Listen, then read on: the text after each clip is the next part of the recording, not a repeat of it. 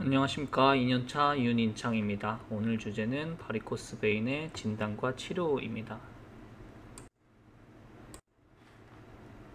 목차는 다음과 같습니다.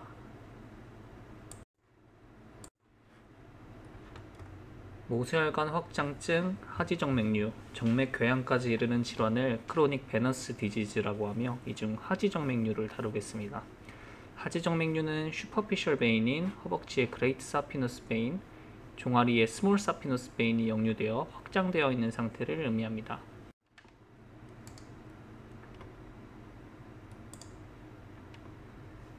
편의상 프록시말부터 설명을 드리면은 IBC에서 내려오는 커먼 페모랄 베인이 사피노 페모랄 정션을 이루고 슈퍼피셜로는 그레이트 사피너스 베인을 내고 딥페모랄 베인과 페모랄 베인을 내게 됩니다.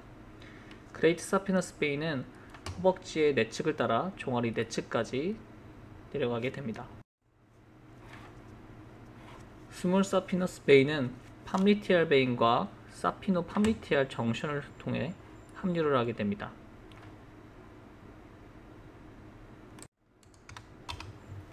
크로닉 베너스 디지즈는 임상 양상에 따라 6가지 등급으로 나누며 C1병변은 1mm 혈관의 모세혈관 확장증과 3mm 이하 혈관의 레티큘라 베인, 스파이더 베인을 의미합니다. 3mm 이상으로 혈관이 확장되어 보이는 경우를 하지정맥류 C2 병변으로 분류합니다. 정맥 고혈압으로 부정이 동반이 되면 C3, 피부 변화가 동반되면 C4, 피부 전층의 결손이 동반되는 C6, 치유가 된 경향인 경우에는 C5 병변으로 분류합니다. 동반되는 증상으로서 통증, 경련, 다리 무거움, 가려움, 감각 저하 등이 있을 수 있습니다. 크로닉 베너스 디지즈는 임상 증상, 원인, 위치에 따라 CEAP 분류에 따라 분류하고 있습니다.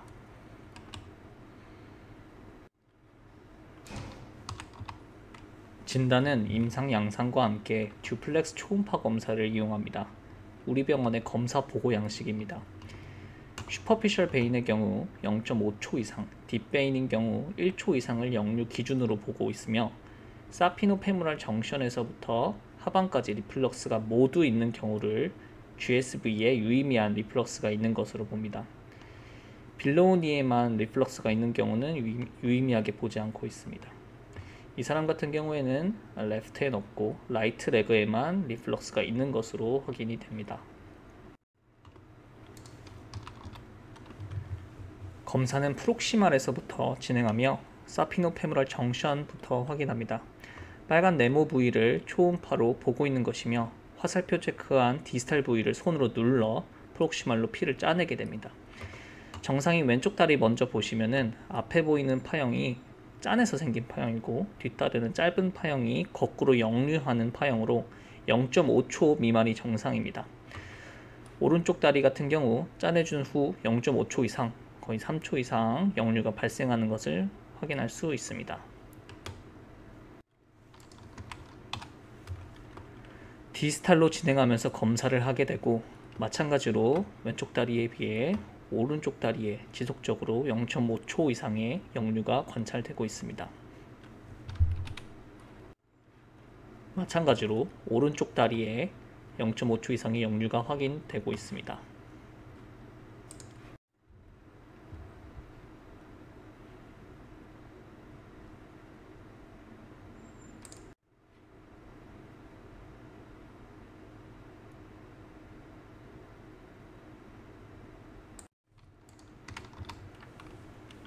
바리코스 베인의 치료는 수술로서 혈관을 직접 제거하는 방법, 시술로서 혈관을 열로 지지거나 약물로서 막는 방법으로 나눌 수 있습니다.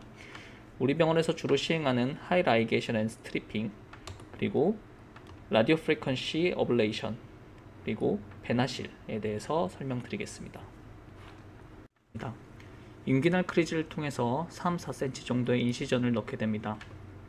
슈퍼피셜 파시아를 열고 사피너스 트렁크의 분지 여러 개를 확인할 수 있고 미디알, 레터럴 분지를 라이게이션 해줘야 추후 콜레터럴이 생겨 재발하는 것을 막을 수 있습니다. 그레이트 사피너스 베인의 프록시말 스텀프를 더블 타이를 해주고 자른 후 디스탈로 다이섹션을 한 뒤 스트리퍼를 넣어주게 됩니다.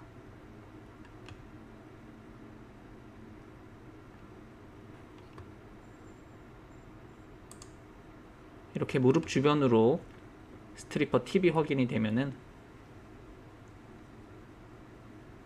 작은 절개를 넣어 GSB를 노출시키고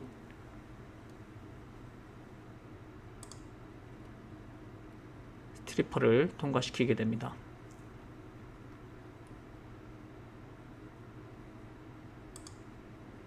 프록시말 GSB를 스트리퍼와 함께 타일을 해줍니다.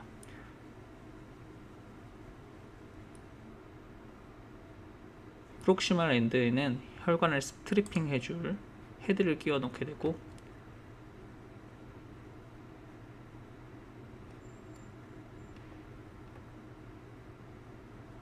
잡아당기게 되면은 GSB가 잡아 뽑히게 됩니다. 이 과정에서 마이너 브랜치들이 뜯겨나가기 때문에 어시스트가 허벅지 부위를 컴프레션 해주어야 헤마토마를 막을 수 있습니다.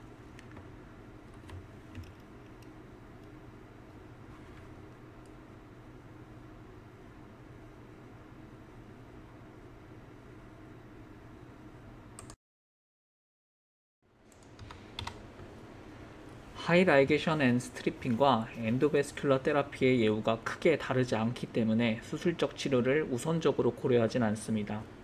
엔도바스큘러 테라피가 어려운 경우 우선 고려할 수 있는데 피부에 근접한 경우, 그리고 혈관이 큰 경우, 가이드 와이어가 통과가 안 되는 경우, 그리고 트롬보시스가 있는 경우에 수술을 우선적으로 고려하게 됩니다. 하이 라이게이션 앤 스트리핑의 단점으로서 사피너스 널브의 손상 가능성이 있어 종아리 부위에 GSB는 스트리핑하지 않습니다. 수술 영상 보셨지만 헤마토마와 브루즈 가능성이 높기 때문에 컴프레션을 잘 해주어야 합니다.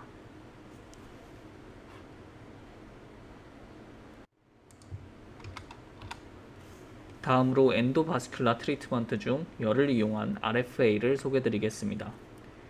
엔도바스큘라 트리트먼트는 모두 빌로우 니 레벨의 그레이트 사피너스 베인을 통해 와이어를 넣고 시스를 삽입한 후 긴 와이어를 그레이트 사피너스 베인과 페모랄 베인이 만나는 SF 정션까지 위치시킨 후 어블레이션 카테터를 삽입을 하고 SF 정션에 2.5cm 디스탈로 시스를 약간 뺀 뒤 튜메센트 아네스테시아, 즉 팽창 마취를 시행합니다. 혈관 주위로 마취액을 주입하여 열이 피부를 포함한 주변 조직을 손상시키는 것을 막고 혈관을 압박하여 열이 잘 전달될 수 있게 합니다. 도관 길이 7cm를 맞춰 열이 7cm 단위로 전달되기 때문에 20초씩 지지고 6.5cm를 당기고를 반복을 합니다. 시술을 마친 후엔 DVT나 트롬보시스가 생기지 않았는지 초음파로 점검을 하고 마무리합니다. 말씀드린 팽창 마취에 사용하는 약제로 우리 병원 CP 처방에도 RFA인 경우에는 해당 약제를 처방내도록 되어 있습니다. 혈관벽에 어블레이션 카테터가 닿아야 잘 효과적으로 지질 수 있기 때문에 트렌델렌버그 자세로 다리를 높여 효과적인 어블레이션을 유도할 수 있습니다. 비수술적 치료이기 때문에 온도가 없고 꼬맬 필요도 없습니다. 퇴원 즉시 보행이 가능하다는 장점이 있습니다. 단점으로는 피부에 가까운 경우 화상 위험성이 있고 그리고 팽창 마취를 정맥 따라서 여러 군데 해줘야 된다는 단점이 있습니다.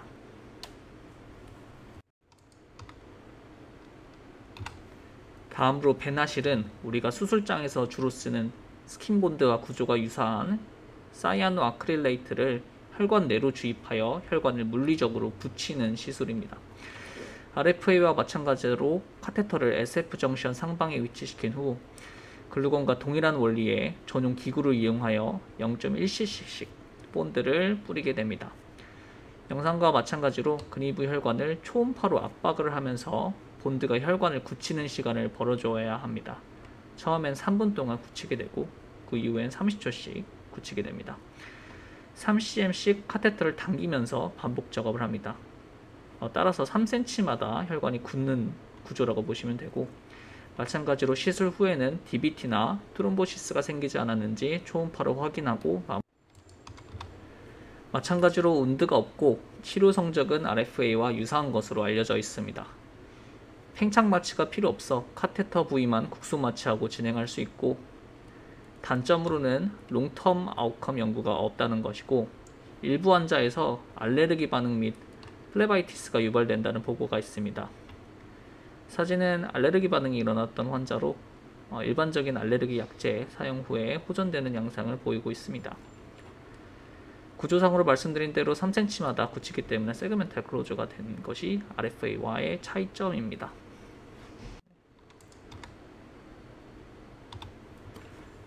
시술은 GSV, SSV에 대한 처치이고, 이렇게 브랜치 혈관들이 돌출되어 나타나는 분지 정맥류에 대해서는 혈관 주행을 따라 11번 블레이드로 작은 절개를 여러 개 만들어 정맥을 묶고 잡아 뽑는 앰뷸레이터리 플레벡토미를 함께 시행해 주게 됩니다.